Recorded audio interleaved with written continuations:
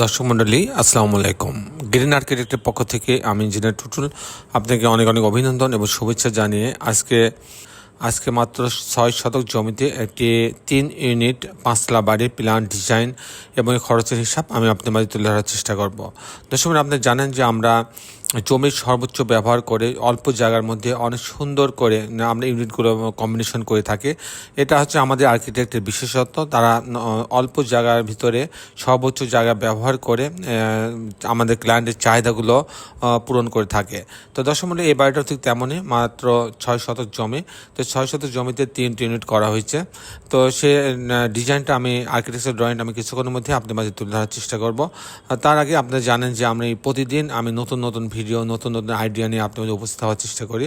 আজকেও ঠিক তার ব্যতিক্রম না, আজকেও ঠিক তেমনই একটি নতুন আইডিয়া নিয়ে আমি আপনার মাঝে উপস্থিত হয়েছি। দর্শক মণ্ডলী অসাধারণ কম্বিনেশন করে এই বাড়ির 3D মডেলটা তৈরি করা হয়েছে এবং ভিতরে যে আর্কিটেকচারাল ড্রয়িং সেটাও চমৎকারভাবে করা হয়েছে। যে ডিজাইনটা এমনভাবে করা হয়েছে যে বাড়ির প্রত্যেকটা অংশে প্রত্যেকটা স্পেসে পর্যাপ্ত আলো বাতাস প্রবেশ করতে পারে সে ব্যবস্থা রেখে কিন্তু ডিজাইনটা করা হচ্ছে।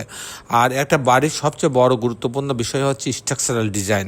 আর্কিটেকচারাল ডিজাইন যেমন বাড়িটাকে সুন্দর করে, স্ট্রাকচারাল ডিজাইন তেমনই স্বল্প মূল্যে একটা আপনার সেফ একটা বাড়ি, যে বাড়িটা ভূমিকম্পে ফাটল কিংবা ধসে পড়বে না এরকম একটা ডিজাইন করা, এটা হচ্ছে স্ট্রাকচারাল ডিজাইন। স্ট্রাকচারাল ডিজাইনটা যদি সঠিক না হয় তাহলে আপনার বাড়িতে ফাটল সৃষ্টি হতে পারে, ভূমিকম্পে ধসে পড়তে পারে, আবার আপনার অদক্ষতার কারণে আপনি অনেক কয়েক লক্ষ টাকার রড বেশি লাগতে পারে। তো এরকম অনেক কিন্তু বিষয় আছে যেগুলো স্ট্রাকচারাল ডিজাইনের উপর নির্ভর করে।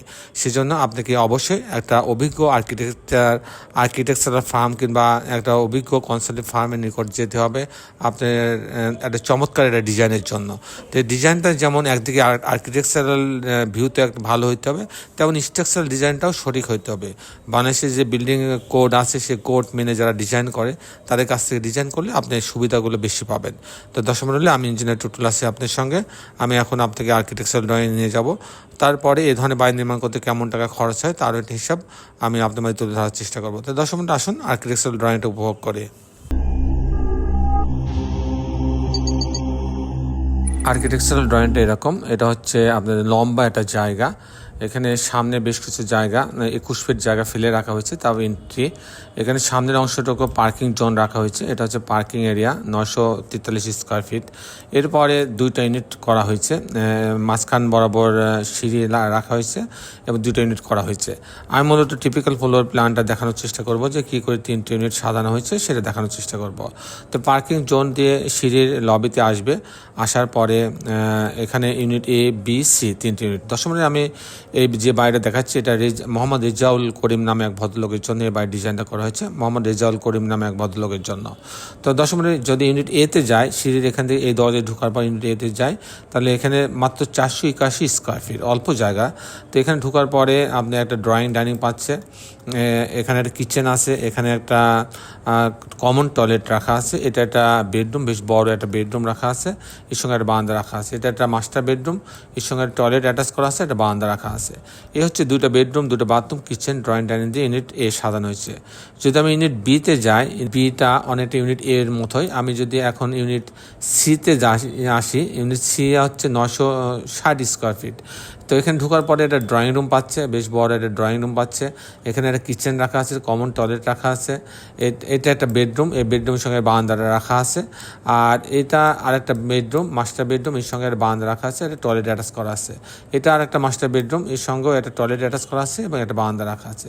এখানে কিন্তু আমি যদি আবার দেখাই, এখানে ঢোকার পরে একটা ড্রয়িং রুম পাচ্ছে, ডাইনিং পাচ্ছে, এখানে একটা বেডরুম আছে, সঙ্গে একটা বারান্দা রাখা আছে, এখানে কিচেন রাখা আছে, একটা কমন টয়লেট। আর এখানে 2টা মাস্টার বেডরুম, 2টা বেডরুমের সঙ্গে 2টা বাথরুম এবং 2টা বারান্দা রাখা আছে।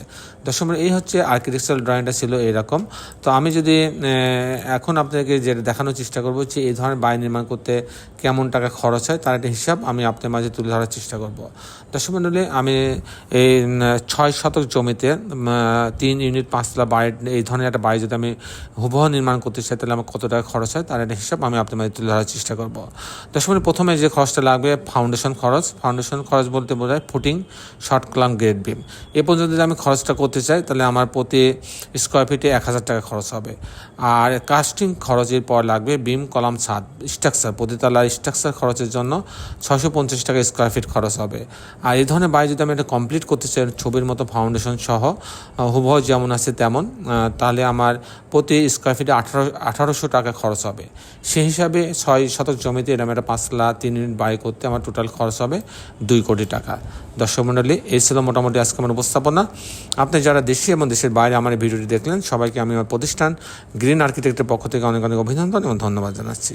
দর্শক মণ্ডলী, শেষের বেলা একটি কথা, আসুন আমরা সবাই আমাদের সুন্দর পৃথিবীটাকে সুন্দর রাখার জন্য অন্তর্পক্ষে একটি করে গাছ লাগাই। সবাই ভালো থাকবেন। আল্লাহ হাফেজ।